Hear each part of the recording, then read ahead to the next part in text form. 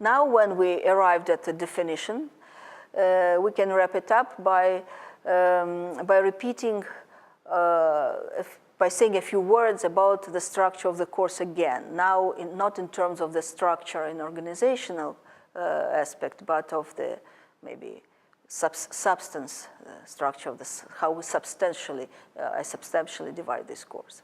The cornerstones are culture, communication, context. These are the three concepts around which I will build all my descriptions, all my suggestions, all information that would be considered to be the data, so to say. And the message that I would like to render through this, wrapping up today, this week, lectures and moving into another week, is pervasiveness and ambiguity of contextualization, which means that when interpreting discourse, when interpreting communication, be it within the discourse community or across the borders of discourse community, we contextualize things all the time. Basically, the only way for us to understand what our partner in the conversation meant is to find the context to his or her words. This is general for communication as well.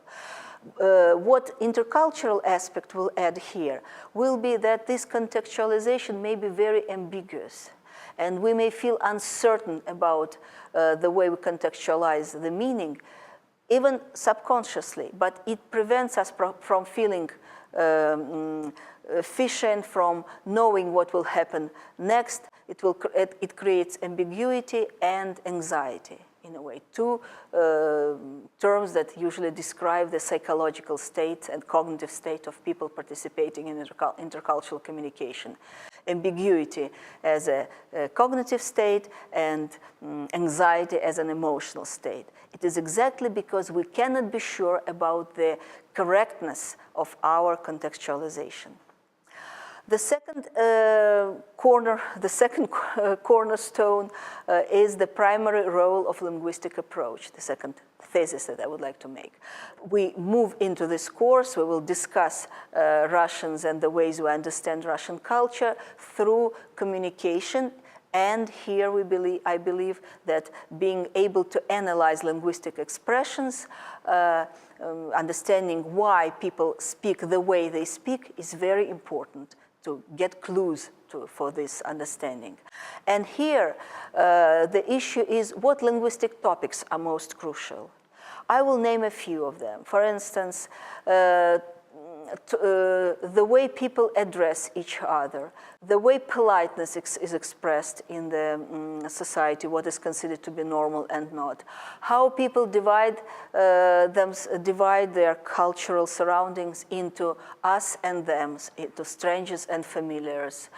And a few other issues that will be more or less related to the shape of expressions, what stories people tell, what is considered to be part of family communication and what is taken out, how people deal in the organizational formats, what business communication brings into it, and so on and so forth. So it's not about just words and phrases, though sometimes we need to pay attention to small words, to real elements of linguistic structure. And then the third aspect of this course will be actual context of intercultural communication with Russians. Some part of knowledge that you must know in order to be able to function efficiently in this culture or to make better sense of it.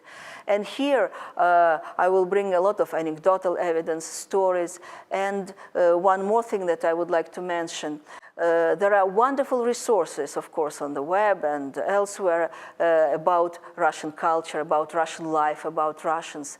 Just yesterday, I was approached by a person who wants to be part of this course, Tatiana Golubeva, and she gave me a link to her blog that she writes. And it is a wonderful resource of various topics of modern Russian life. I asked her permission, and I would definitely be referring you to some articles in her blog to learn more facts, get more meaty information about the specifics of Russian life, because we cannot bring everything in the course.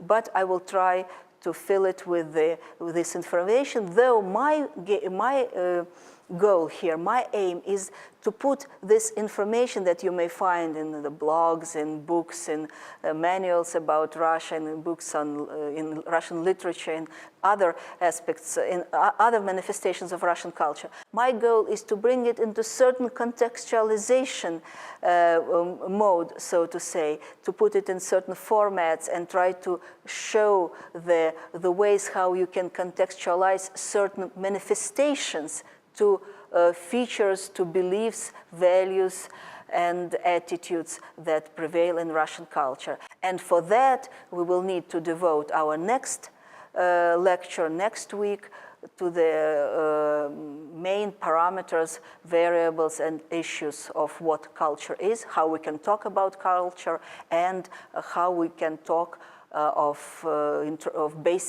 we can describe the basic features of Russian culture. That will be our next big topic.